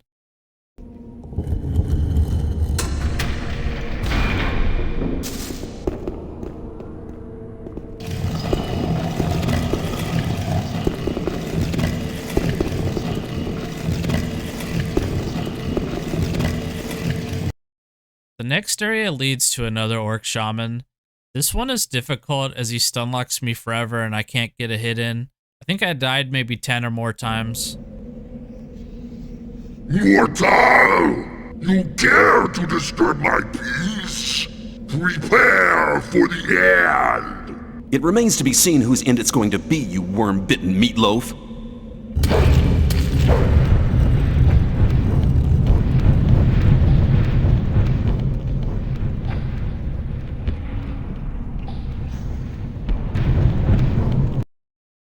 Finally, I swap back to my one-hander because it swings faster. This lets me get an attack in. I finally win the battle.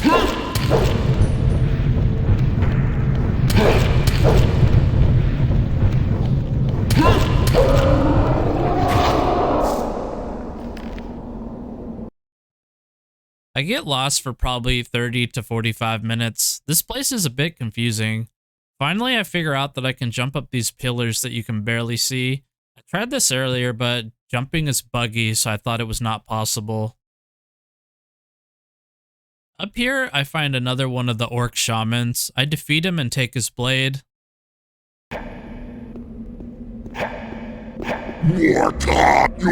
I'll send you traveling.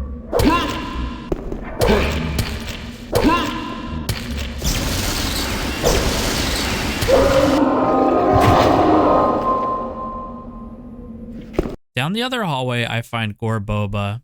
It's weird seeing a Templar down here. And you are gonna stop me? Yes, I will stop you. You won't prevent Master Callum from awakening the sleeper. Don't try to attack me. The High Priest has transferred part of his powers to Master Callum and us. Now we are immortal. I'll show you how immortal you are. Prepare to meet your creator.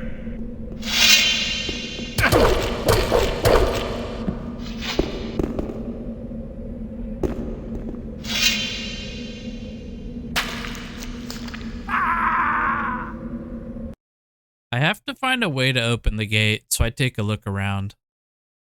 I find a room full of death. There's a switch inside, but I'll die if I go inside.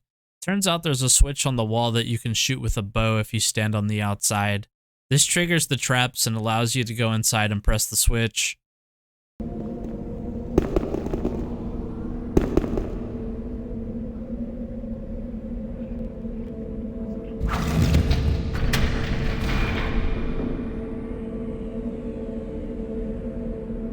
This opens another area with 3 pedestals. Once again, you have to turn the 3 pedestals in the correct order.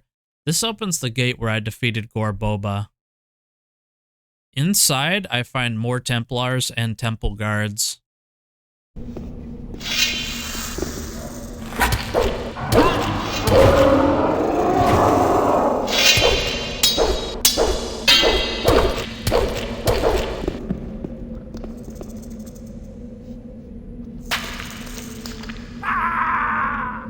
Deeper inside, I find a big room full of lava.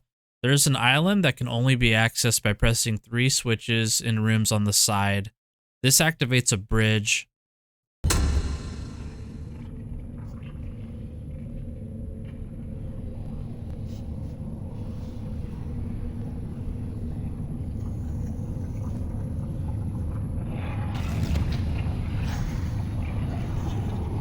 The entrance into the room is trapped. I'll have to find another way around. I find a hole in the wall that I can jump into. Inside is another orc shaman. I defeat him and take his blade.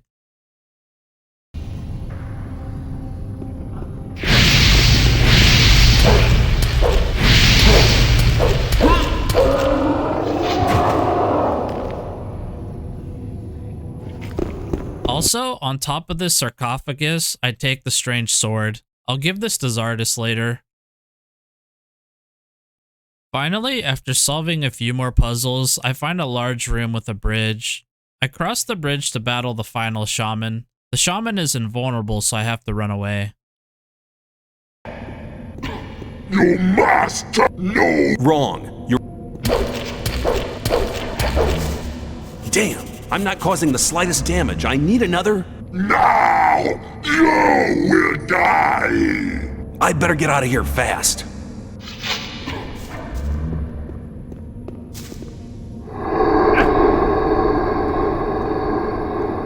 Since I cannot progress anymore, I teleport back to Zardis and show him the strange sword.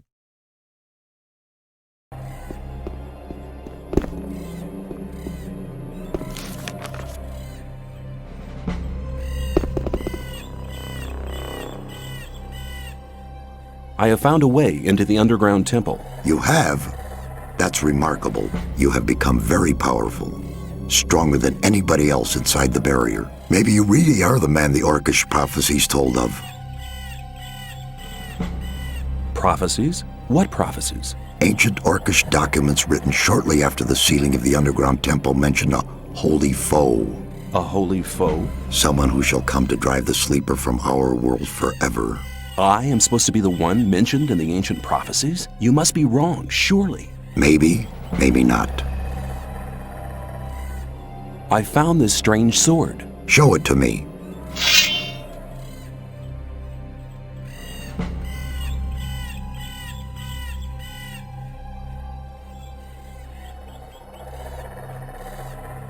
That's interesting. It has Eurythiel written on it.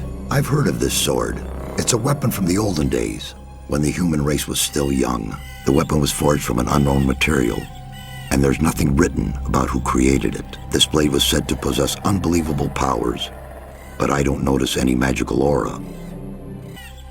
Eurythiel possessed unbelievable powers? It was written that the owner of the weapon was able to pierce the strongest armor, and to overcome even the most powerful of protection spells. How could the orcs get this powerful weapon into their hands? It's claimed that the orcs took it from a powerful warlord. They didn't know how to use it, but they did hide it. But they didn't hide it well enough. Is it possible to restore the former powers of the weapon? You need a very strong magical source of power for that purpose. You mean strong enough to detonate the magic barrier with? About that strong. Besides, you'll need a very special magic formula in order to transfer the power. Give me some time, and I'll create the magic formula. Meanwhile, I'll be hunting around for better armor. The undead have made massive dents in my armor. You should go to my old tower. Your old tower? It sank below one of the eastern lakes during one of the earthquakes. The spires are still visible above the surface. There are still some artifacts inside it. I never made any effort to salvage them. How do I get there? I haven't been there since the earthquake, which means you'll have to find a way to enter it yourself. But take this key. It opens a chest in which I used to store some particularly rare artifacts. While Zardus is figuring out how to power the legendary sword Eurythiel, he sends me to some nearby ruins to get the ancient ore armor. I have to swim down into an underground cave. The cave is full of zombies, but it's no problem for me. I find a treasure box with the magical ore armor and a rune to teleport to the Magicians of Fire. This teleport is very interesting because the old camp has been locked up. This will let me teleport inside to see what is going on there. But for now, I'll head back to Zardus now that I have the armor.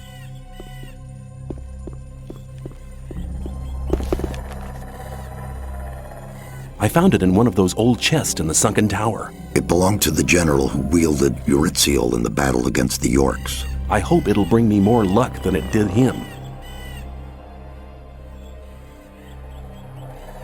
Have you completed the magic formula to reactivate Eurythiel? It's done, but you won't be able to use it by yourself. Why not? It has to be spoken by a magician while you touch the power source with the sword. Then I'll have to look around for some support. Take the formula and restore the sword's former power. You'll need it. I follow Zardus' plan. I head to the new camp to talk to Milton.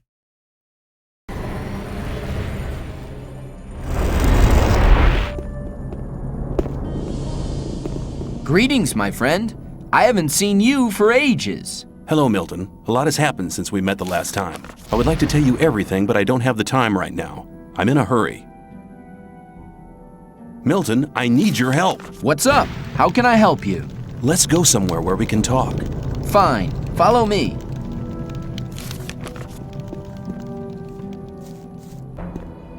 Now tell me, what is it? I need the magic powers of the Ore Mound, and I don't think it would be a good move to ask the other magicians of water. You're joking. This is no time for jokes. I'm deadly serious. I've seen Zardus, the necromancer. I'm working under his orders. Zardus? You're beginning to scare me. Nobody has spoken to him since he left the old camp. I have. What do you need the powers of the Ore Mound for? I want to transfer them to this sword here. Wow, what a weapon! Its name is Eurythiel. Zardos gave me this magic spell to carry out the transfer. You will have to recite it while I bring the sword and the ore together.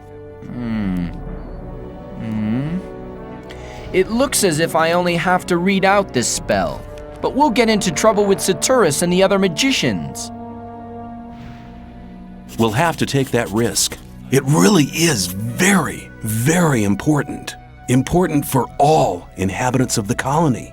I don't understand. It will get us out of here. You have to trust me. All right. After all you have done for us, I trust you completely. Besides, it seems Zardos trusts you as well. Meet me down at the ore mound and don't tell anybody. Good. Let's meet at the ore mound. See you there. Now that Milton agrees to help, I head to the ore mound to power Eritziel. This will start chapter 6.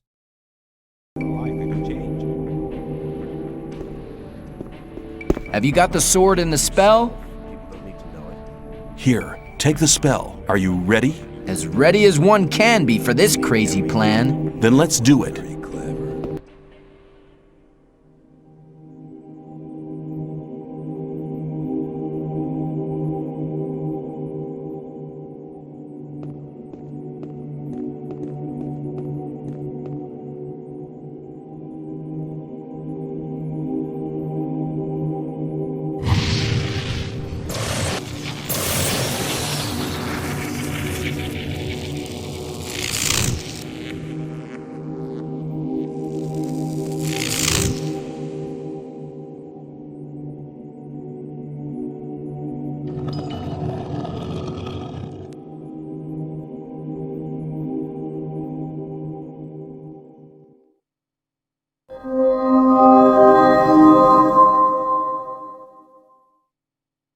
Everybody in the new camp wants to kill me, so I need to teleport out immediately. I decide to teleport to the old camp to see what's going on there. Hey, you. What are you doing here? Scoot! Or I'll call I the knew guards. that somebody would try to get at us through the pentagram. But, unlike that traitorous Smith, Stone, we don't need you anymore. Guards, come here. Where is Stone? Behind Hey, you. bars. You've But no you're gonna business be in 6 there. feet under in a minute. Get him, guys, and slice him up. Come on. What are you...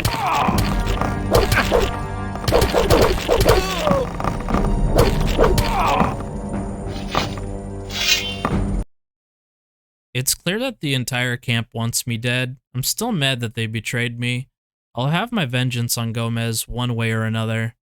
I have to clear out dozens of guards if I want to get anywhere. I find Torres' body. He has a ton of loot. He also has many books that give a lot of the backstory of Gothic. I would suggest reading through these. The story of Gothic is actually very good. With the guards defeated, I confront Gomez. How did you get in here? Hang on. Aren't you the one that fought our men in the free mine? Your men had no right to invade it. I just corrected their attack of megalomania. Talking to me, Gomez, in that way, shows some courage. But it was foolish of you to turn up here like that. I will personally take care that you never get in my way again.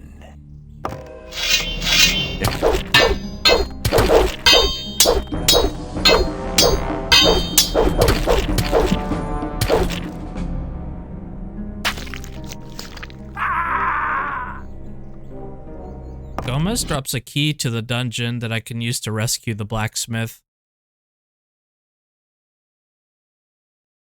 I head into the dungeon. Remember that guard that punched me in the face at the beginning of the game? His name's Bullet. Well, he's down here, and I will have my revenge.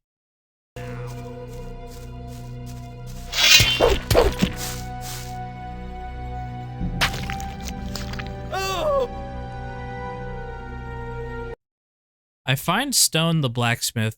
He says thanks and offers to upgrade my armor if I meet him at the smithy. Well, thank you.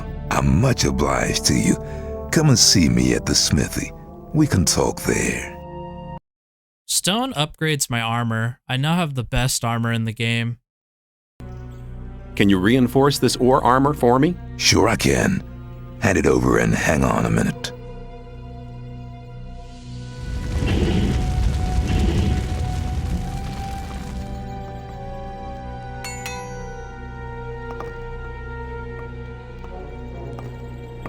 Here's the reinforced armor.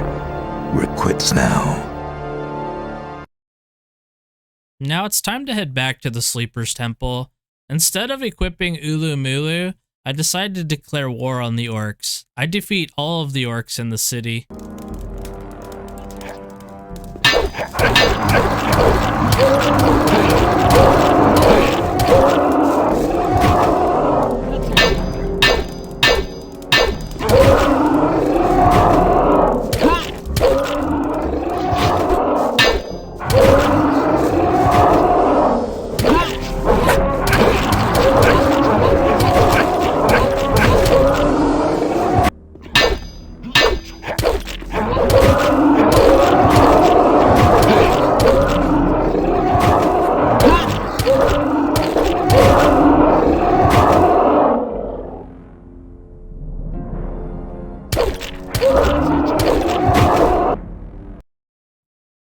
Last time I got into the temple using the teleport scroll. I have to find a different way this time. I notice a figurine up above. I grab it with telekinesis. This opens up the gate to the temple.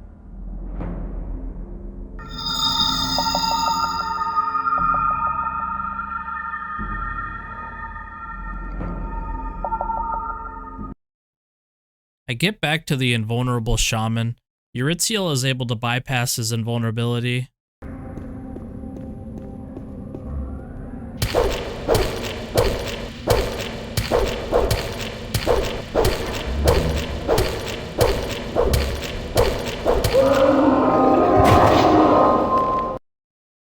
Inside, I find a closed gate. There are 5 shrines on the ground. I place the blades into the shrines. These are the blades dropped by the cursed shamans earlier.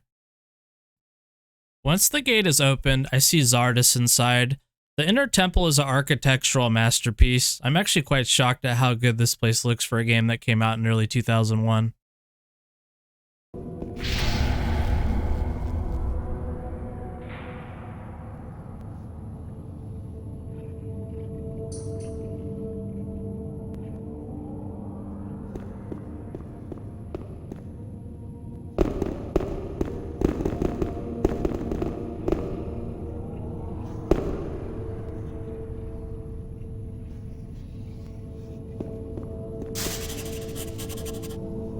How did you... The Sleeper is not far.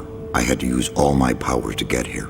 I have translated the Orcus prophecies and discovered what the 5 hearts are about. The 5 hearts of the priest you defeated were placed in 5 shrines. These shrines may be opened, but only the ancient blades carried by the priest can harm the hearts. Now you must pierce the hearts with the 5 blades. Only thus will you be able to drive the Sleeper from this world. I understand. Hurry, for the awakening of the archdemon is nigh. The crazed Kor Kalam and his misled disciples are here. They have gathered in the Hall of the Sleeper. I've bled enough. Nobody can stop me now. The might of the Sleeper is growing stronger and stronger. I cannot. What's wrong with you? I must.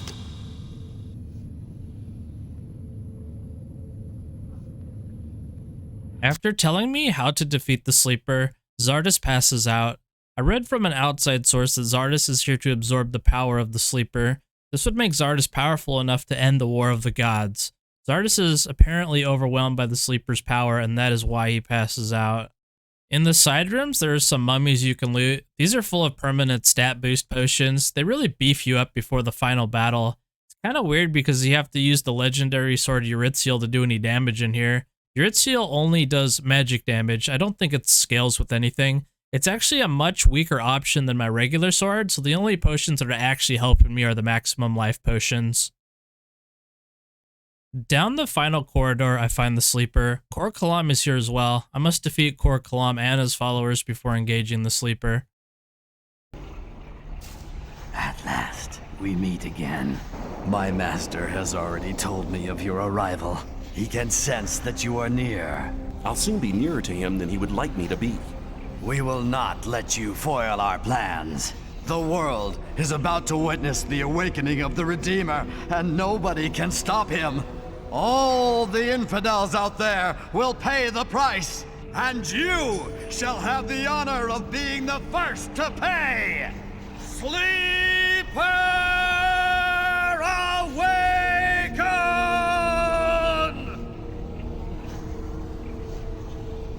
During the fight, the Sleeper will shoot fireballs at you. I avoid this by fighting behind the pillars in the back of the room.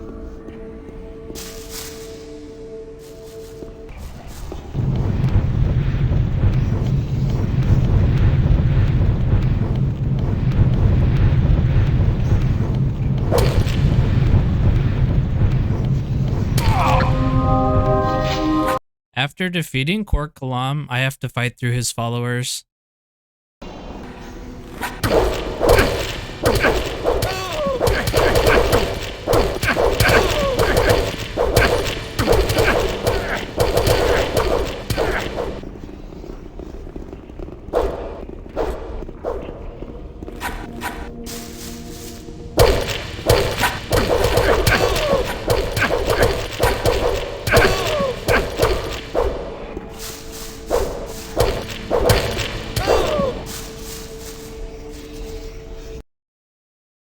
Now, I have to stab each heart with the blades that I found earlier. Each heart will spawn a demon after it has been stabbed.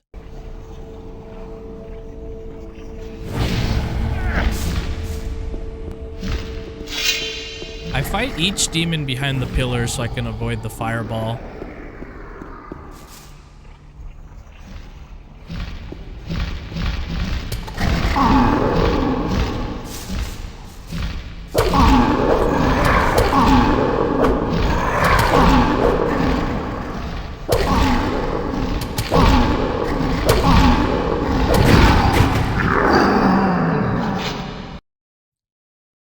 I would just like to thank everyone who made it to the end. I hope you enjoyed this full playthrough. It was a real blast putting it together. I'd love to do some more videos like this in the future. Please consider liking and subscribing to my channel.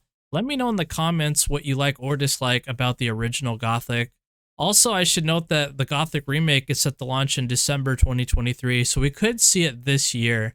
So hopefully I'll see you guys in the next video.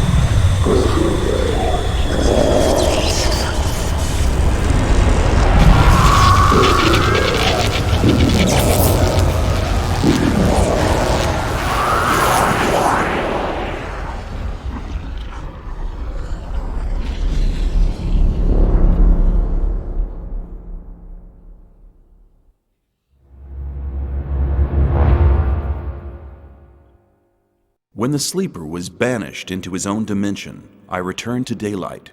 The magic barrier had fallen. But for me, the adventure had only just begun. See you later.